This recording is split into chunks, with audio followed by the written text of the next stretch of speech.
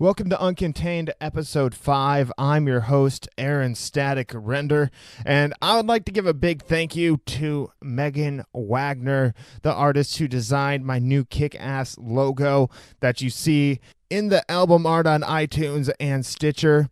Definitely check that out. Megan Wagner, I'll link to her Facebook page in the show notes, and if you need a tattoo, you need some artwork done, logo, or whatever, let her know. Maybe she'll be able to hook you up. Or maybe I'm just special. But one thing I do know is got a kick-ass show for you today. It's my first interview with two guests. I have Robert F. Powers from Corn-Fed Bruiser, who is also auditioning for the lead singer position of STP. Yes, I'm talking about Stone Temple Pilots. And Nicole Jean Rode of the band Rape Door. And yeah, the name's not exactly what you think. It's not about rape or about doors. Nicole actually says she does not remember exactly how they got the name. She was just told she agreed to it. How does that work? Well, we'll find out in the conversation, along with talk about the movie that Nicole was in. It's a trauma movie. It's Return to Nukem High, Part 1. It's a very interesting show, to say the least, so stick around with Robert F. Powers and Nicole Jean Rode. Thank you for listening and enjoy. Welcome to Uncontained. I'm your host, Aaron Static Render, and today we have Robert F. Powers and Nicole Rode. Bob Powers is in the band Corn-Fed Bruiser and also has an exciting thing he's auditioning for coming up. We'll get into that in a minute. And Nicole Rode, her band is Rape Door, and she's also been in a movie. We'll touch on that in a little bit too. Is there anything I missed in the intro, guys? It sounds good. The intro sounds good. So how have you guys been? It's been a long time, Bob and Nicole. First time. Yeah, it's been quite some time since Cedar Rapids days, back in the tornadoes scene and all that business. How long has it been? Shit. I've been out here for about 3.5 years. Okay, so I saw a while back, I think maybe before you left? Yeah, it's been probably about 4 years since we've seen each other. I've been in Minneapolis 8. So are you still playing with Corn-Fed Bruiser? Well, we got a little story there. Nate and I are still working together. Travis has been kind of tough, the drummer. Just kind of tough to nail down his schedule and get the commitment from him, that we all wanted. And so we just decided to kind of put that on the back burner. We've got an album's worth of material that we were going to record, but we just could never make it happen. So, man, it's got to be tough when you're in Minneapolis and the rest of the band, right, is in Cedar Rapids. Well, yes and no. The way we've always written together is, my opinion, and I guess my thought on it is, as long as the band's tight, then I'm good. Obviously there is that feel of being in the same room together, but Corn-Fed has always been such a sum of all the parts band that they're good enough players, and they've always been good enough players, even the interchangeable bass players, that I do my work when I'm here. Most of the music that we've written together, we've never really written together, right? So I lived in Madison, for a year or so when we first started playing together again. That was long distance, and we have the interwebs now, and I have access to a studio. So, I guess from a mindset standpoint, it's kind of sucks for them to not have me there as often as they would have liked, etc. But it's one thing if they're all rehearsing regularly, which wasn't happening, and it's another thing if they aren't. So then at that point, it doesn't really matter, the distance. And you can be just like a Skype band otherwise, just get together and jam on Skype. Yeah. Like Nate, for example, he's working on something else, and we've talked about, working together on another project, not calling it Corn-Fed Bruiser, but kind of growing out of that and into something else. So, he's been playing with our old bass player, John, that played with us at the last half of the shows, and everything that we did with Corn-Fed.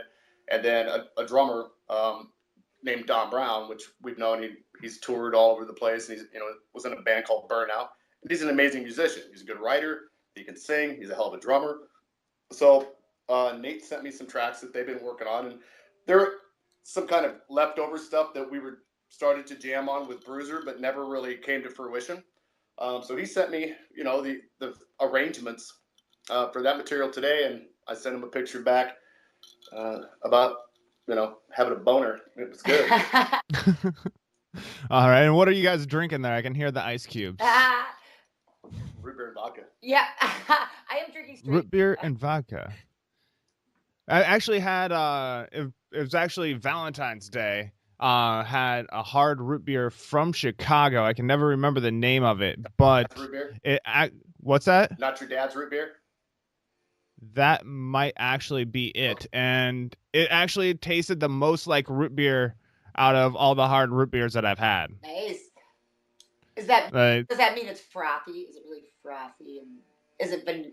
I mean, I guess I haven't had a lot of root beers. Is it vanilla-y tasting, or I'm drinking? Yeah. It tastes, a little bit more like Bargs or maybe not even Bargs, but one of the better root beers on the shelves. Yes. Dad's root beer. Yeah, we could go with Dad's if you like, but also has a little bit of bite. That's just wow. Well, that has a bite. It has a Phillips vodka bite. A Phillips vodka bite, huh? Oh yes, in many ways. But it is the best vodka in my opinion. It's filtered through Ryan Phillippe's underwear. Yeah, yes. There we go.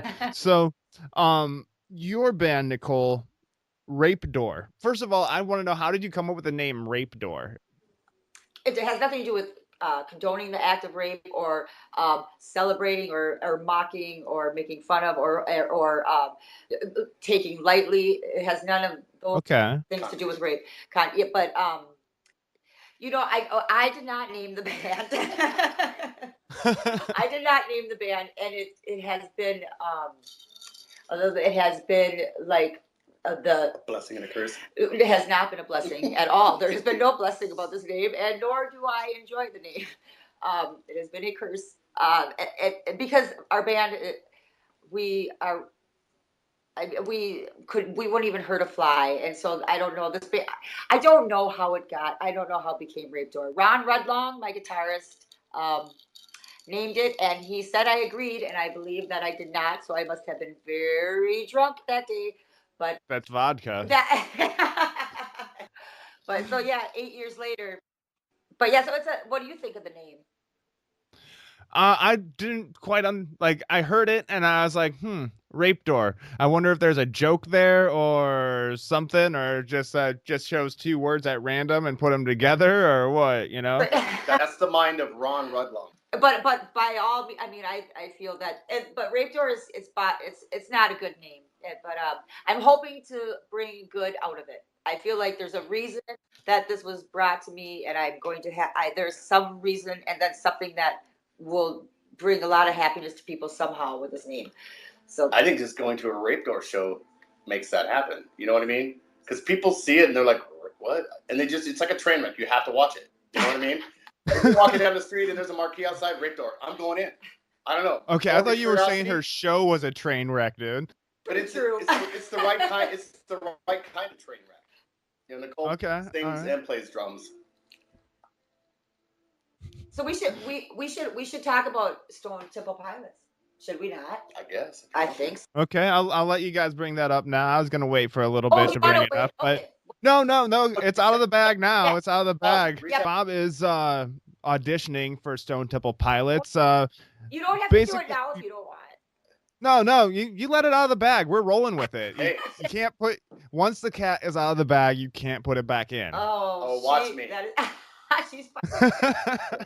Bob, how did you find out that STP was auditioning? I actually ran across it on blabbermouth.net. Okay. That site all the time, daily, and I saw it on there. So I was like, what? And it's such a long shot, but it's been my dream, to front a band and to reach as many people as possible through, the language of music and, and it's like, and I've always envisioned like something like that coming up in my life, where you had that opportunity that, it's like, if only. Well, they've received, as of the 29th, I think they had 11,000 submissions. Oh my gosh. Okay. And they're on average receiving 100 a day. And today was the last day for submissions. So the 29th of February, today's the 7th. So it's they probably received 13,000 submissions. Wow. Well, your odds are still better than winning the lottery. Yeah. Possibly. Way better than winning the lottery, actually. Like the lottery is one in some 37,000 million or something. And you got the voice for it too, man. I can hear the Scott Weiland channeled through you. And you did Interstate Love Song and Tripping on a Hole in a Paper Heart, correct? And Vaseline. So yeah, they put out 3 masters. Okay, and you had to submit. The rules were, the guidelines were that you had to submit at least 2 of the covers to their masters, and then you had to submit your own original written material, some YouTube footage of you performing live with your band, a bio video, which I am going to submit later tonight. Okay. Oh, did you finish that? Is that? No, I haven't finished it yet, but I wrote a nice bio video, nice bio and shit about myself, and I don't know, it was just kind of a cool experience. Yeah. I think he's gonna win. I don't know about that. I'd like to think so. That'd be cool, even just to get a call. So STP is kind of one of those bands. For me, I love music, and so there's a lot of influence with those guys in their style. So like, when I first heard them was a Sex type thing when they broke, right? And Scott Weiland on this video, with his haircut really short and white, and I thought he was some big dude or something, and then my younger brother happened to get the Core cassette tape in his Columbia House package that month, and he didn't those CD club or tape clubs. Yeah, those are old school, man. Are those still around? Columbia, I don't know if Columbia House is probably around or not. I don't think they are. And with cassette tapes even. Yeah. For somebody who doesn't know about MP3s yet, there's only so many pennies a company can hold. You know what I'm saying? But with the cost of copper, hell, that might have been a good investment for them, right? Tape a penny. Yes. 12 CDs or tapes. Oh my God, they were thinking ahead. They knew something. All right, so your brother got the CD from Columbia House. Yeah, he got a cassette. Cassette. I jacked it. And you thief. I know. Well, he helped himself to my shit as well. So, but yeah, it was a cool album for me. Alice in Chains is my all-time favorite band in the world. And Lane Staley being one of my bigger vocal influences. Along Bon Scott would be my other big vocal influence. Elvis, etc. But no, there's something about that album, the swagger in it. Like Cracker Man is my favorite tune off that album. And then through this process, like, I've gotten into a lot more of their catalog.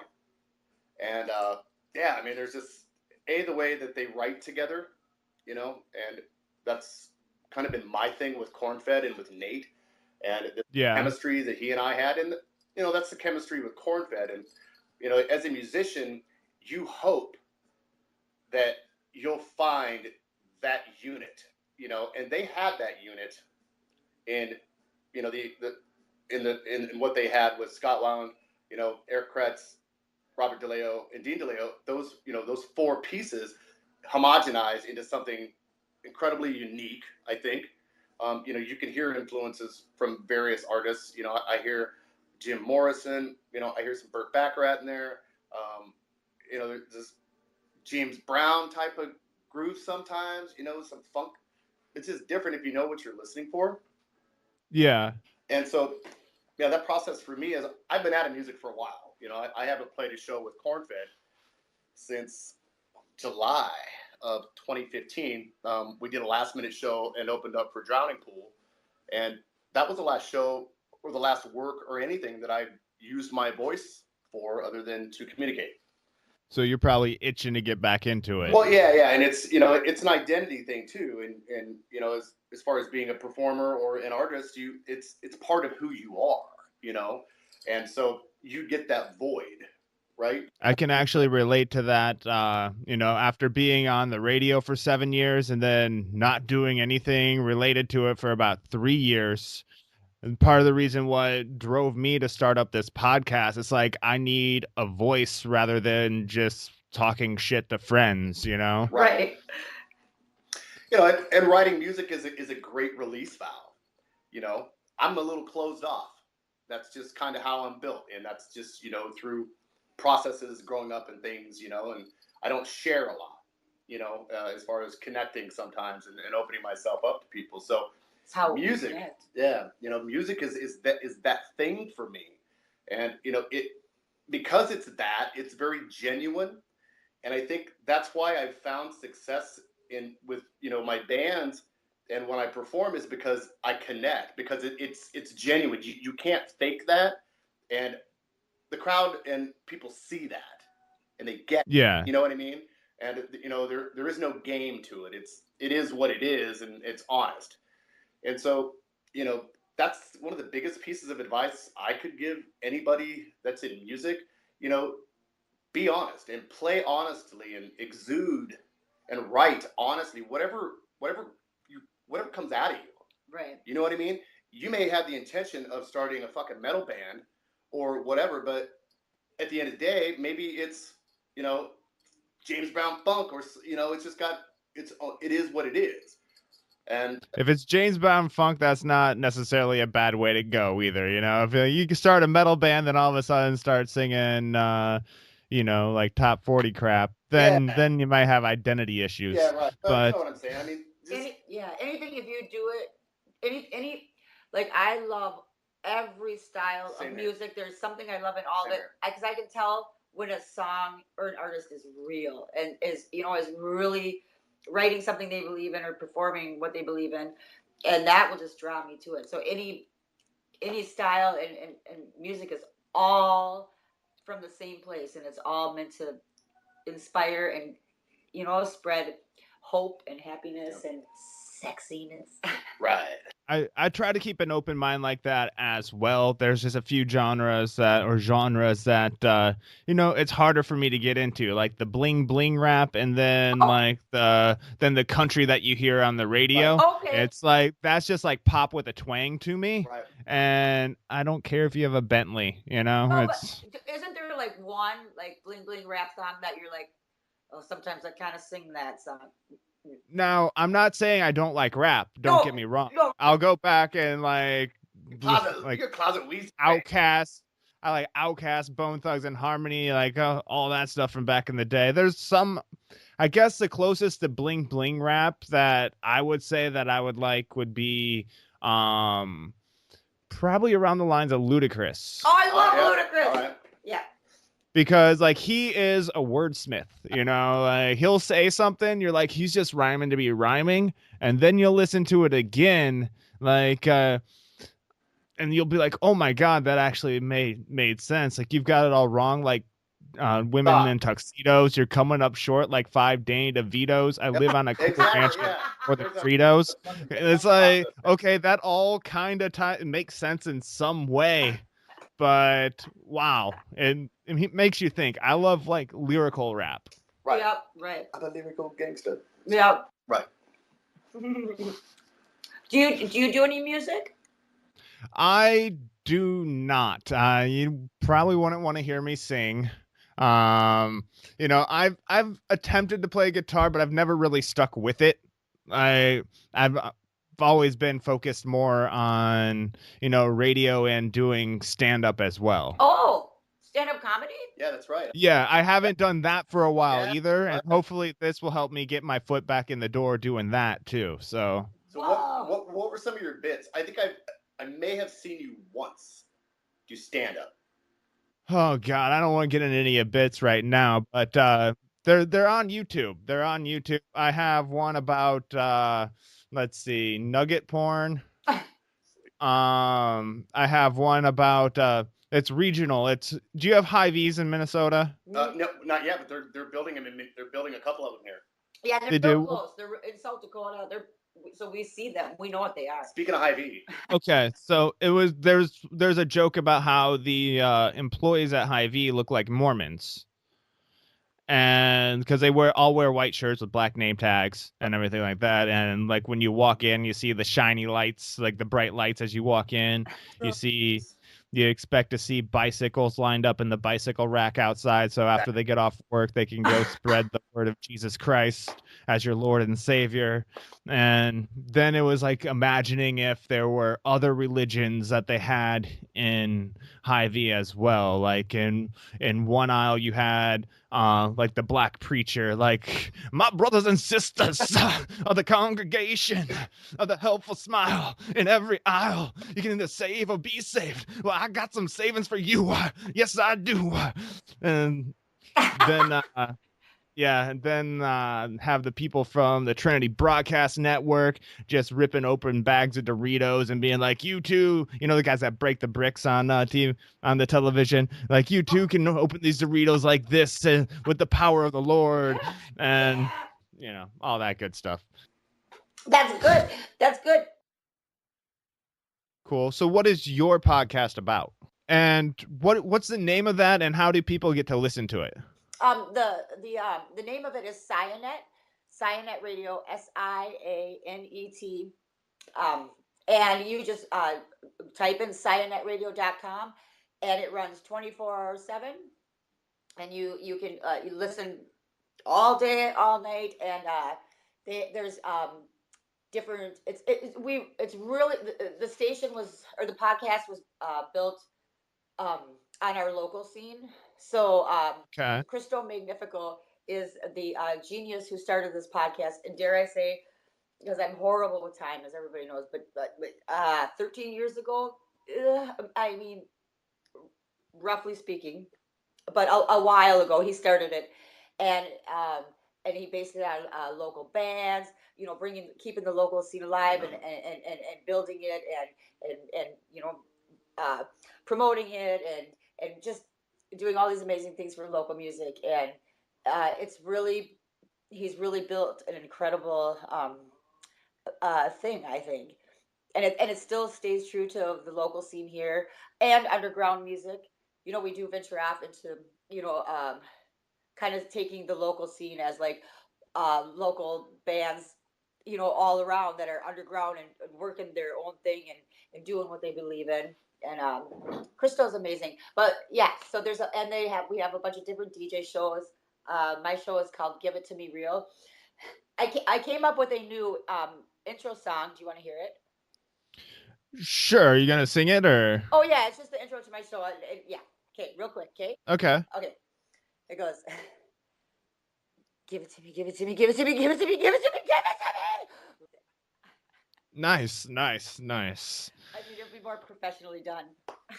A little more production put into it, but I get the gist of it. It'll definitely be ear catching. Yes. I'm sorry about your.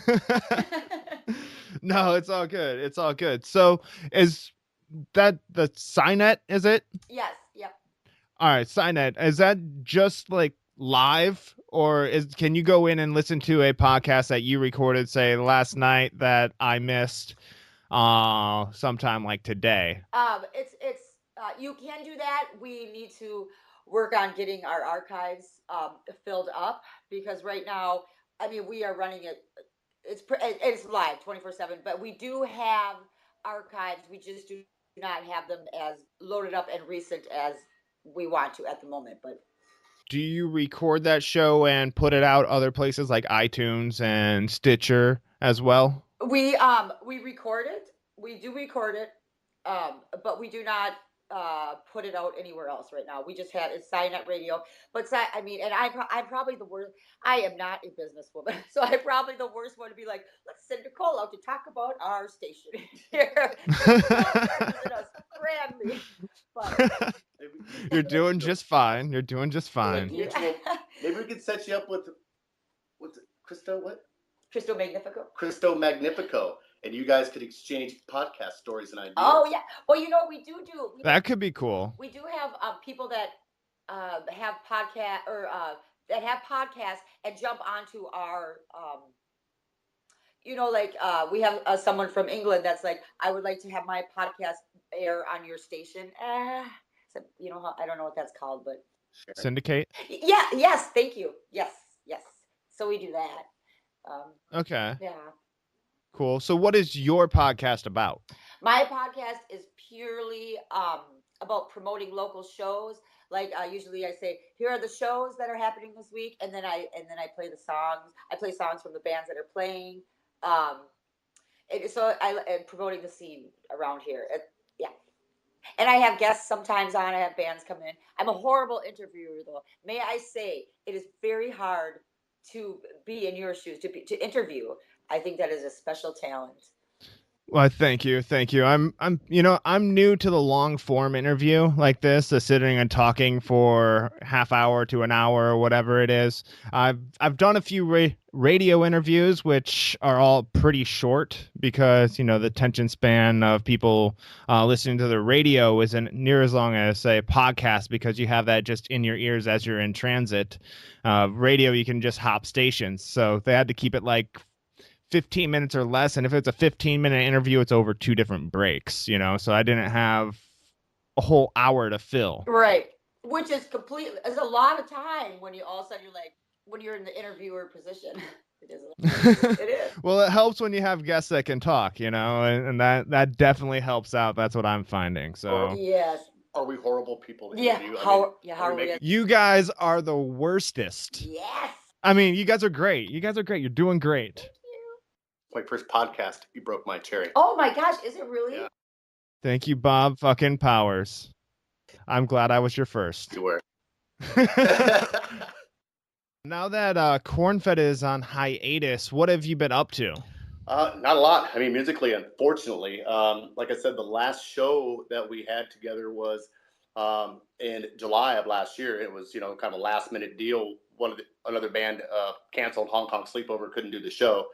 Ted Renner had come down with a throat ailment, and those guys are great too. So any of the listeners want to check out a great band, Hong Kong Sleepover. They're out of Macomb, Illinois, which is coincidentally the town I was born in. So I guess in between Corn-Fed, when we've been off and I've had some downtime, I was in another band up here in the cities called National Overdrive, and I wrote an EP with those guys, recorded it. It's a horrible recording. It was rushed. It wasn't done right, but the material's pretty cool, and it was something different, from my voice in Corn-Fed. How was it different from Corn-Fed? It's kind of radio rock, you know what I mean? It wasn't, bubblegummy, but it was just different. Like, I was using a different part of my voice. Like I have a high register, I could do like the Axl Rose kind of stuff, then, Robert Plant, and I have kind of the higher register. So I got to play with that a little bit, and just, different songwriting style. Like this stuff was already completely written, but that's kind of how I've written with Nate.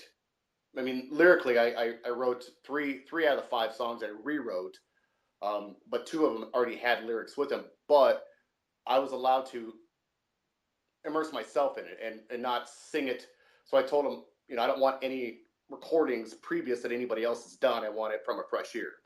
So that was okay. Cool, and then it had an issue with personnel.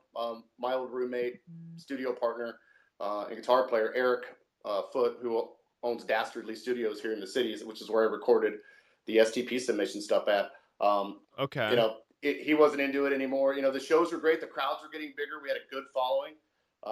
But there's some personal stuff in the band as far as, band members sleeping with other band members, ladies. I wasn't involved in it.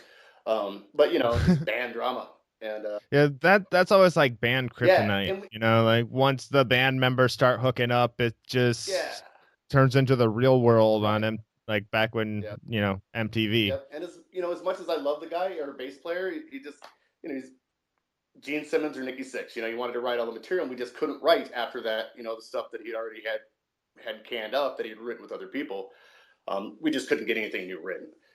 So out of frustration, I'm like, I'm out of here, and that's when Corn-Fed started to get together. So I did a show, sang with National Overdrive, and then Corn-Fed the same night.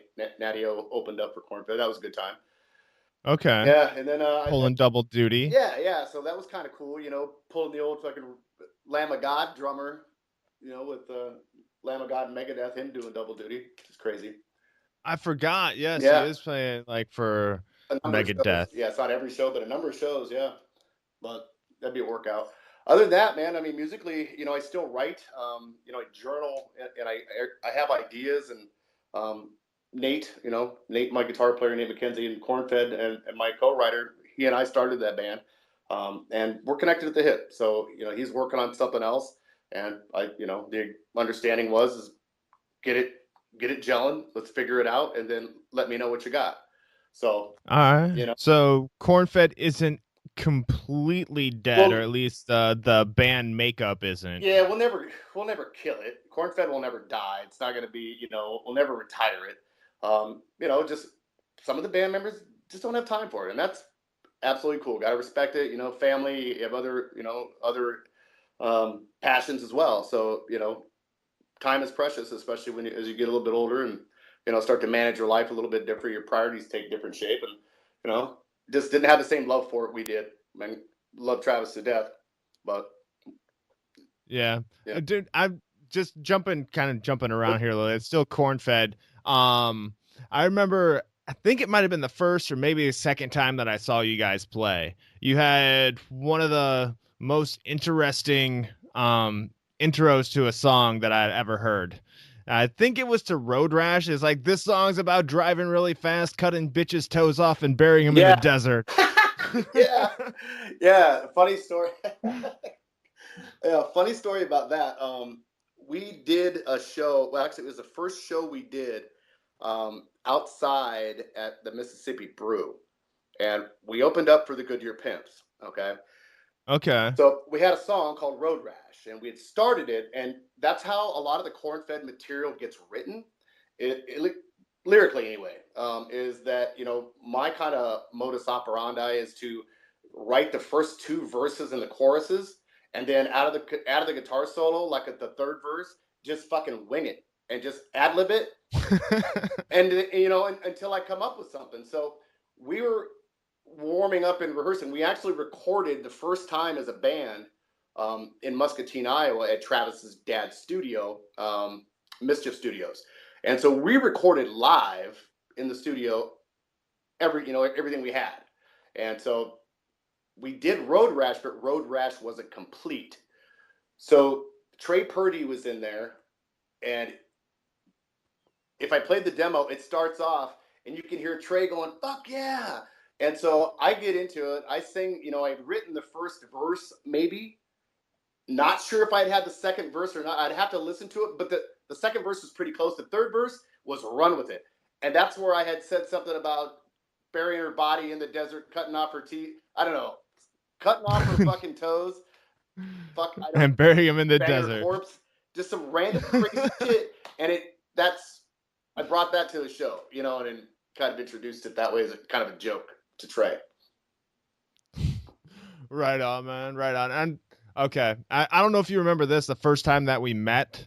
I should have mentioned this at the beginning of the show, but the first time that we met, you were getting ready to go on stage. We were talking, and you're like, "Dude, I have a GIMP outfit. Would anybody want to dress up in that?" That's right. And come on stage. I did pass on that, but yeah. Did you ever find a GIMP? No, but funny enough, dude, I have that costume. I mean, I have the GIMP mask and the chains and the straps and everything.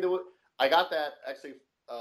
Thad Taylor from Cedar Rapids, him and his girlfriend at the time, Jill, had worn dominatrix GIMP costumes to Dennis Mahoney's Halloween party.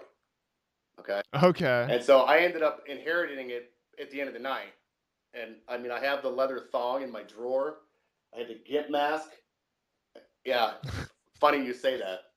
I was thinking, like, who is this dude that just carries a GIMP costume around with him? I just Bob fucking Powers. Yeah, and it still probably had it in my trunk or in a bag or something. Just roll of duct tape and a bag of lime. Yes. I won't ask what those are for. I think we know. Maybe. I don't know. Could be dangerous.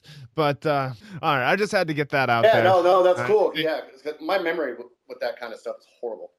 You might not remember asking somebody to wear a gimp suit, but you do remember getting asked to wear one. Right. I'll tell you Exactly. that. But you know what? I do recall that after you mentioned it. So yeah, that's great, man. I listened to your show Cool. with Scott Aaron's. I Yeah. missed that dude. I'm glad he's doing his own thing.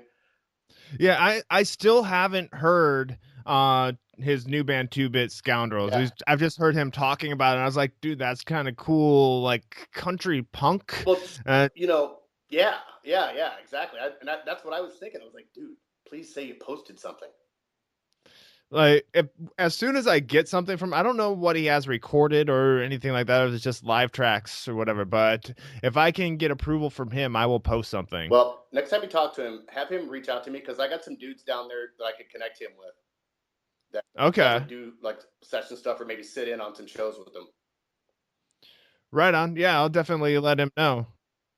But Spittle's a noun and a verb. Yes, yes. And a style of music. And so's a noodle. And I started writing some of my own music as well. Like playing and singing, which I've never done. I've played guitar a lot of my life, but I've never been able to or never, grasped writing and playing and singing at the same time. So I actually built a couple arrangements. I've got some stuff on Reverb Nation. It's reverbnation.com/Robert F. Powers. And I'm on SoundCloud too as Robert F. Powers. But, there's some little tidbits of some stuff that I've written that's way outside, what I would normally do.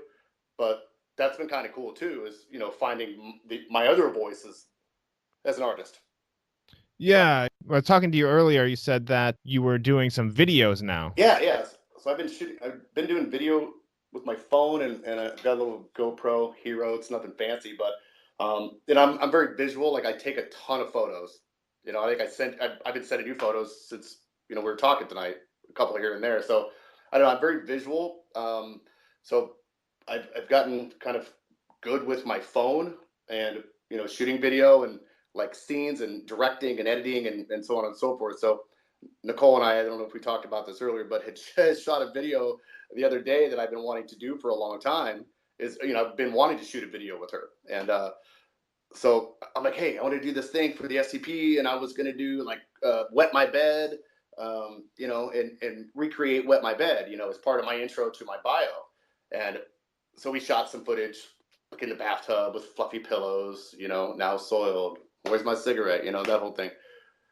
Yeah. But I ended up putting it together to Vermilion. So I had to take a phone call for work, and the GoPro was still running, and she's in the bathroom making all these. She's actually talking to Stone Temple Pilots, okay, in my bathtub and then she started making these crazy faces and whatnot. So I didn't even know that footage was there. So I was editing it, and I was like, oh, this is pretty perfect. So that's when I decided to use Vermilion. So, but that's on. Okay, cool. Yeah, I actually saw that on YouTube. Yeah, it's on my YouTube page. My YouTube is Navin J, Navinj, like Navin Johnson from The Jerk. Yeah. Gotcha. All right, cool. So in Uncontained, the whole meaning of Uncontained is kind of to be able to get up on stage despite what society says to you, or start your own podcast despite everybody saying you can't do it, breaking free of those restraints. So what I want to do is get advice from artists and performers at multiple levels to give to people who might just be starting out, because sometimes the advice from the person that's already made it doesn't relate to the person that's just trying to get started, Yeah. So do you have any advice on like what to do to make it, how you've got to where you are, and what's your next step? So yeah, I think first biggest piece of advice I would give is nobody likes an asshole, so just be mindful of how you treat people. It's one thing to be good at your craft and be confident, cocksure and arrogant. It is completely different. Yeah, like I've liked bands like because they've been cool to me and weren't that great, opposed to like some bands that was awesome but a complete dick. So I completely relate with what you are saying. Yeah. As far as getting where you're going, kind of like I mentioned earlier, just be you. music is very primal, and it is to me, and I think it is to a lot of people. And Nicole alluded to earlier that we're fans of all genres. It doesn't matter what it is, as long as it evokes that, it makes your body want to involuntarily move in some manner, or you start humming along with it, or you start singing along with it, or whatever. It evokes something in you that's honest and to your, you know what I mean? It's very primal, Yeah. And so just being you and writing how expressing yourself that way, and not trying to copy something. Say it's all been done. Well, I'd never seen a two-piece band until I moved to Minneapolis, and Really? no, I never had. I didn't. I knew the White Stripes were a two-piece band, Right, but you never see one. Yeah, so and then it was the Birthday Suits. Oh wow, they're awesome. Yeah, they are awesome. Two Japanese dudes, and they're killer. Hideo. But the first band I was in was a two-piece. Yeah. So just do your own thing, because it's who you are. Merch, is a big deal. Sell your merch. You don't think you're going to make money on your album sales or your CDs, and just get yourself out there. Okay. And brand yourself and be. It's business. It is a business. Getting all fucked up. I've been through that process, and all that, and I was highly functioning and whatever, but it's a business, and I think you have to approach it as that, and be good at what you do, and deliver it, because like it's the only chance you got to deliver it again. Okay, that is definitely good advice too. I remember, that reminds me of a quote. I don't remember what comedian said this, but basically just saying the only one that can do you is you. Right. Yep. So don't be somebody else. Yeah. Yep. They're already taken. Right. Exactly right. So you can come up with your own real. I mean, there's such a gap in the world of music right now. There's a lot of garbage out there. You know what I mean? No disrespect to, but the old boys are dying off, right? So, I mean, who do we have to look up to musically, as a younger generation? I mean, yeah, just fucking Kanye. He'd like to think that, but So that's the thing. I mean, you got Metallica, Iron Maiden still touring, Judas Priest is touring, AC/DC's on the last tour, Stones are they're old as dirt, Paul McCartney's still kicking and hanging out, doing some fun, cool shit. Lemmy died, and so there's just this big gap. Yeah, definitely. And nowadays, like, bands are typically a flash in the pan. At least the ones that make it big are. Yeah, and that's kind of what I've always tried to tell the guys in Cornfed. I'm just like, you don't get it. It is that good. It really is. Because we all believe it. And I think if you come to a show, and we've always been a live band, you come to a Cornfed show, it's an event. It's a party. Promote your fucking shows. Don't expect the bar to pay you if you're not going to bring people in there. Don't overplay. Play strategic. Make friends. Make partnerships. Trade off shows. Don't be an asshole. What do you mean by do not overplay? Just to clarify. Okay, so we didn't like to play every weekend, at least not in the same place. So we have our markets where we make money, okay, and with venues and bars that are good to us because we built a relationship and we brought people into that bar. So that bar owner knows that, hey, first time these guys played here, they played for shit, but they told me they were going to pack the bar, and we would talk about money the next time. So we pack that fucking bar, and we talk about money next time. And we pack the bar with even more people.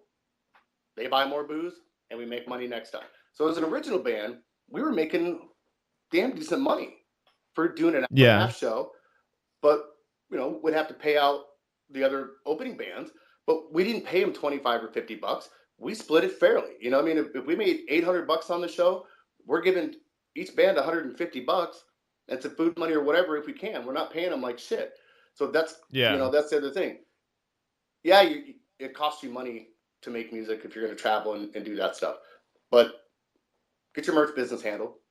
Bring people to the bar. They'll buy your merch, and they'll keep coming back every time and put on a damn good show.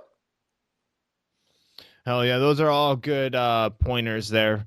And Definitely. It even came back around full circle with the nobody likes an asshole part where you're like, pay the bands fairly that play with you, because other bands don't like other bands that are assholes. Right. Nobody likes an asshole. Well, hello, Nicole. Hi. You're back. I'm sorry. So, speaking of you being a comedian, which was when last I was part of the interview, where we left off. But we are playing a show. Do you know of Stand Up Records? Stand Up Records. I've heard of them, but I'm not that familiar with them. It's a comedy. How would you say that? Stand Up Records is Comedy label. Comedy label. Thank you very much. Okay. But they are amazing. Dan Schissel is the owner of that, and so they have a lot of local comedians around here that are amazing, and we're doing a show with them in June, and I love incorporating all the different arts with music, and so we do a lot of shows with comedians. Is what I'm getting at.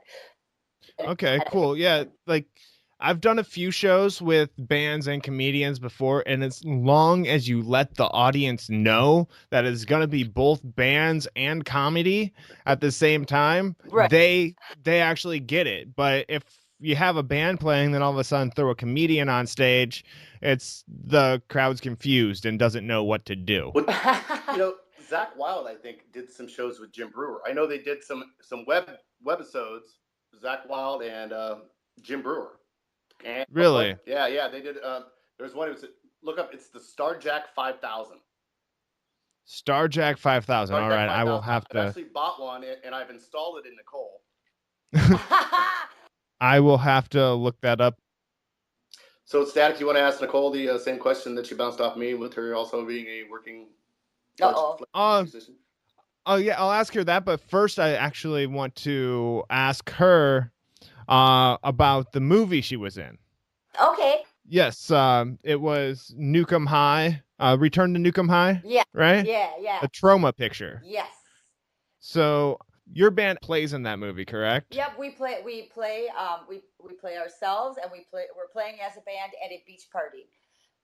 And then and it's the beach party kind of towards, well, I guess I can't say anything about the movie really, but yeah, we played a beach party. No spoilers. Yes.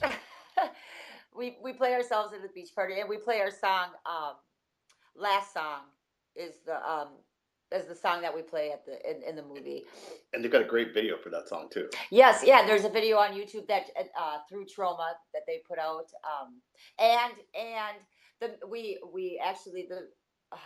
we did a music video before that, the Trauma one, and with Last Song and Satan is My Master is the other. Okay. But we did that with Papa Thorpe and Tri-Rar Pictures, and we recorded a music video, and I don't know, it was really fun. It's on YouTube. It's called Be Raped Or. Okay. Kind of a fun experience, but that got the attention of Lloyd Kaufman from Trauma. He's like, "Oh, this is a great video," and I mean, and so that kind of had a little bit. And he's like, "We would like to use that song in the movie." So it's kind of cool. It's fun. Cool, awesome. I heard there was a story about you getting to the movie. Well, I mean, yeah, it was definitely an experience that brought the band closer together.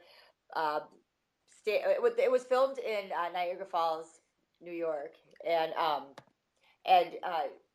Lloyd had come to Minneapolis prior when I had met him, because my first band, River Bottom Suckerfish, played in a Tromapalooza, and so I had met him, and then I called him out of the blue the summer of this movie that we're in, and I was like, "You should come to town and do a Tromapalooza," and he's like, "Well, I can't. I'm filming a movie," and he goes, "That song you had in your music video, would you like to come in and be in the movie and play that song?" I was like, "Okay, that sounds fun." And he goes, "Well, it's going to be sometime this summer." And I was like, "Well, as long as it's not August 11th, any day but then." And so he picked August 10th. And so August 11th was my brother's wedding that I was supposed to be in. And so I don't know, this is going to be a long story probably. and probably not as funny as it is in Rape Door's head. But we drove 17 hours out there and filmed. Dodge Intrepid. Yeah, in a Dodge Intrepid with Okay. yes, with It's all autographed with band names and stuff and stickers. Oh yeah, that was really cool. Yeah, it didn't have any brake lights. We didn't have insurance at the time. Piece of shit. And it was on, it was running on like 2 cylinders at that point. But we're like, this is its final drive, and it was. That was the last time it ever was on the road. But we almost got arrested in New York, and I missed 3 plane flights back to get back the next day. It was just interesting. It's probably not as funny to you guys, but it was really funny to us. we drove 17 hours out there for 6 hours, and it was. But it was that is dedication. That is dedication right there. It was amazing. And you got to know the band. You know what I mean? That's the thing. It does make sense if you can look at see the band and the personalities and just imagine what that would have been like. Yeah, I mean, yeah, and when we got pulled over a couple times, and the one time we're in a band called Rape Door, and the cops were like, get out of the cars, and we're in New York, we have no idea where we are, and I'm trying to get to a flight to be in my brother's wedding, which I never made it to. Oh, that's too bad. It was, but hopefully he understands, because it was a great experience. And Trauma and Lloyd Kaufman, they're amazing. They're amazing people, and it was a lot of fun. Right on. Yeah, and the movie's available now. People can buy it. All right, get it on Blu-ray, DVD, or is it on Netflix as well? No, it's not on Netflix. But you can order it on Amazon and all those kind of places. They're right on the Trauma website, and there are the 2 of the hottest chicks in the universe in that movie, and they are naked a lot. Yeah. All right. Do these 2 chicks have a name, or do you want to keep that secret? No. Oh my gosh. No. I'm gonna have a brain fart. Oh my gosh. Wow. I'm having a brain fart. I will get right back to you with that one. Catherine Cochran and oh god, her name is like I smoke, dude. I smell. I know, smoke. I say it all the time. Asta. No, but I'm gonna say it in 2 seconds. She's gonna. I mean, they're gonna kill me for not remembering this. They're just fuck. I'm gonna. I got it right now. Oh my gosh. So I was living in San Francisco. How's the pot culture out there?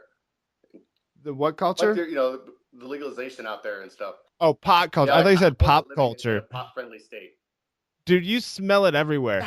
You get confused on whether if it's weed or a skunk, because it's all that strong, Oh my god, that's funny. Right on. Yeah, just got to get a card. That's all I gotta say. I'm holding a chunk of deer skull. Oh yeah? My dog would love to chew on that. Yeah, I would love to chew on your dog. What kind of dog do you have? It's a Black Shepherd Border Collie mix. Nice. Fun to chew on. What's his name? Her name is Luna. Oh, like the Muna. I love that. That's exactly what I say. Luna like the Muna. Really? Yeah, I actually have a that. hashtag of it on Instagram. See, I have mind powers. Get out of my head, Bob Powers. Get out of my head. Powers. All right. Well, let's see. Can I expound on your Hy-Vee thing there earlier? Sure. So I've always had this thing since I was a kid with the Hy-Vee theme song, and this is how it goes. Shop Hy-Vee, where there's a friendly whore in every store. Dude, I actually just remembered what my final punchline joke was. That was good though. Did I break something loose there? Yes, it's been a while since I've done that joke because there aren't Hy-Vees out here. Right. So people would be like, "What the hell?" And it has to do with a jingle. It's Hy-Vee, where there's a pedophile in a... Yeah, exactly. Good one. And mine is there's a helpful whore in every store. There you go. They're gonna love this. Yeah. I probably won't get Hy-Vee as a sponsor. No. Oh my gosh. Oh, Hy-Vee straight up, dude. They are, man. Well, did you figure out the name yet? Hi. Yes. Okay. So returned it. Yeah. So Return to Nukem High, Volume 1 and 2 is out. You can buy it on Amazon, on other website, and I don't know wherever you buy movies, where people buy movies. But as I was saying, there are, I swear to God, these two chicks. So Still doesn't know the name. No, Catherine Cochran and Asta Perez. I never say her last name because I just get to her first name and I go Asta. But they are so freaking hot. I'm telling you, and they do Asta Paradis. Gosh. Paredes. Paradis. Okay, Asta Paradis. Okay. Is that how you say it for sure? It's Latina. Well, yeah, right. Oh, but okay. Did I say it wrong? Did I say it wrong? Say it how you want to say it. Say it how you want to say it. Yeah, I want to say. Paradis. I want to say. You got a Paradis. Catherine Cochran and Asta Paradis. All right, there you go. That works. I'm sure she won't be upset with that pronunciation. Right? And let me tell you about these girls though. They do a love scene that may be the hottest love scene known to any love scene in any movie. It's amazing. I know what I'm Googling. Yeah, I'm telling you what.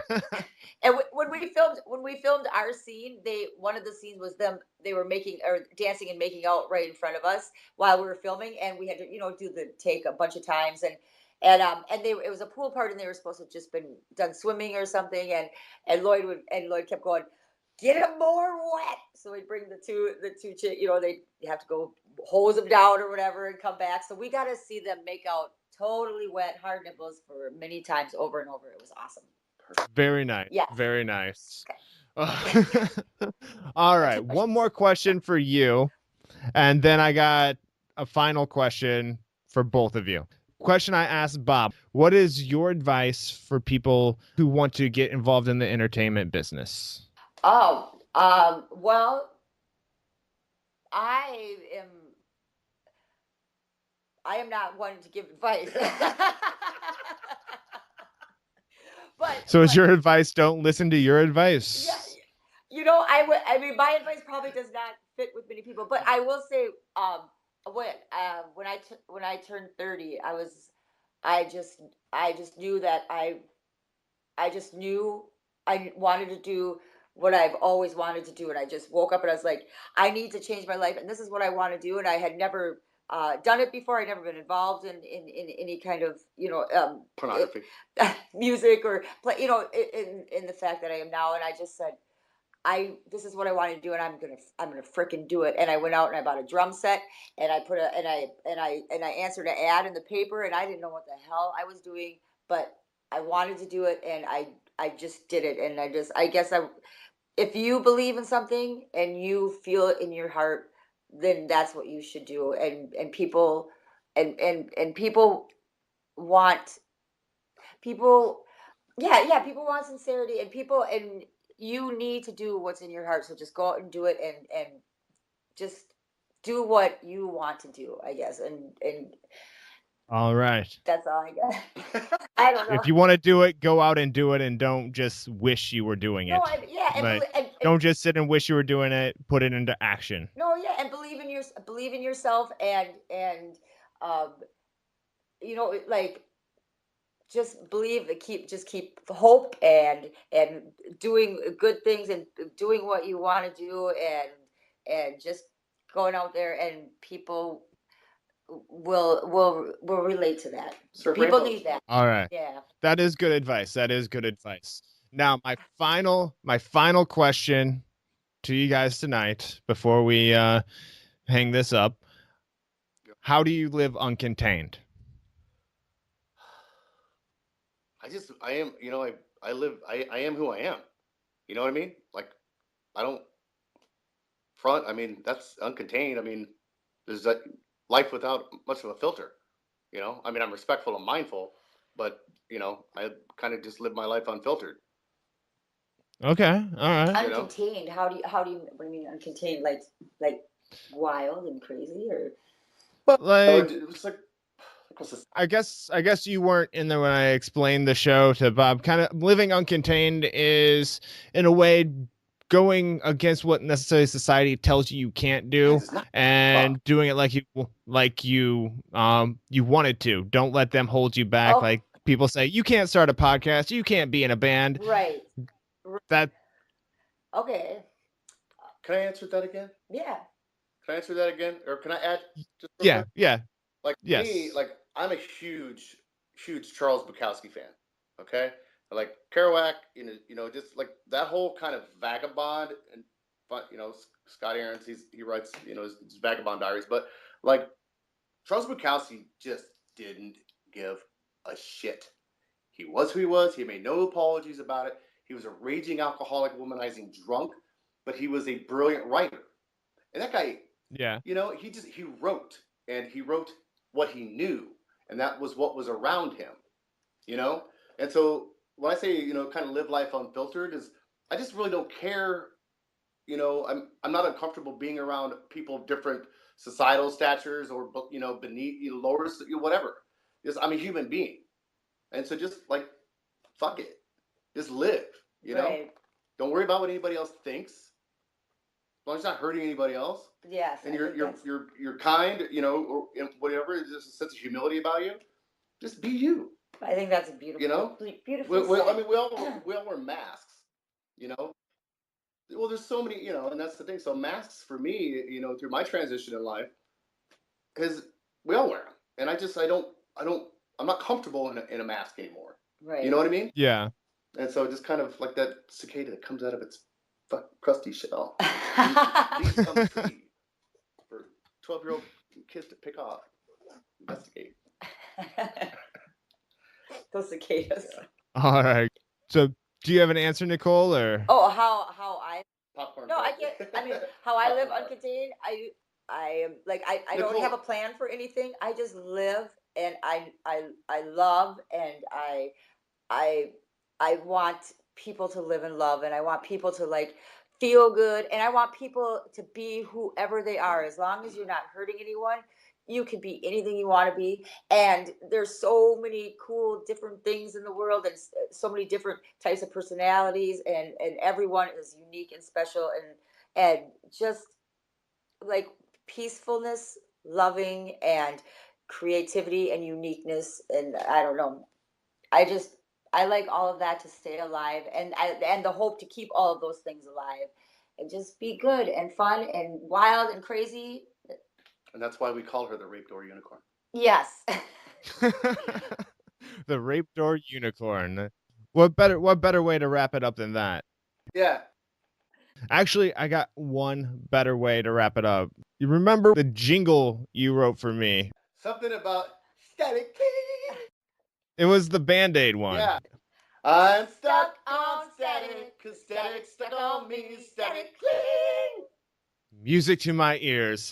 Thank you guys for joining me. It's been good talking to you. Thank you. Yes, very good. Yeah. Yes, it was nice to meet you. I hope to we can speak again someday. For sure. I would love to come see your comedy. And where can people get a hold of you guys? Oh yeah. Your contact information. You can rapedoor.com, and or my Facebook page, Nicole Jean Rody. But we have music on Bandcamp available free, or if you want it free, or if you want to pay something. But we just like to give it away because we love. All right, music. fair enough. And Bob, you? Okay. Facebook is Robert F. Powers. Twitter's Robert F. Powers. Reverb Nation's Robert F. Powers. Spotify's Robert F. Powers. YouTube is Naven J 76, like Naven Johnson 76, I believe. Wow, that is so different. But just Google. And I've got a Facebook page up for the STP audition stuff. It's it's just RFP4STP with a capital R. RFP4STP with a capital R. And can people do anything to help? Is there like a voting or anything like that? Yeah, there kind of is. I mean, I don't know exactly how it works. There is a voting process, but it doesn't really have much to do with it other than stirring up traffic. So, they want to see a buzz, I think, about certain people. And there's guys out there I've seen a handful, like maybe 3 or 4 guys that people are talking about. They have big fan bases, like Torrin Green, who sang for Fuel for a little bit, and then Emphatic. And then there's a guy from My Mother Earth, and then another dude from another band. But there's, so there's a lot of traffic about those guys. tagging and sharing is huge. Yeah, definitely. And if you're a band, tagging and sharing is huge. All right. Grow your contacts. Yeah. Yes, and I will have that posted on my Facebook page as well. So if you want to grab it from there or go to Bob's page, do that. Awesome. Cool. Thank you guys for coming on Uncontained, and good luck with STP. And Nicole, good luck with Rape Door. Thank you. Thank you, Static. You are so cool. Thank you. That's the show for today. I hope you enjoyed it, and please support Bob Powers on his quest to become the lead singer of STP. And you can do that by swinging by his Facebook page, RFP for STP, and stopping by the Stone Temple Pilots website. That's stonetemplepilots.com, and selecting him as one of your favorite candidates for the new Stone Temple Pilots lead singer. And thank you for listening. I'd also like to thank Bob F. Powers and Nicole Jean Rode once again for hanging out with me and talking it over. And also, yes, for the kick-ass logo, once again, Megan Wagner hooking that up. I am really digging the new logo, and I'm working on getting my new website launched. It's going to be uncontainedpod.com, so get that queued up in your search browsers. You'd be able to hit it soon. Then we'll be able to communicate a little bit more. Until then, and as always, please subscribe, rate, review, and share in iTunes, Stitcher, or whatever platform you're listening to this in. Thanks again, and live uncontained.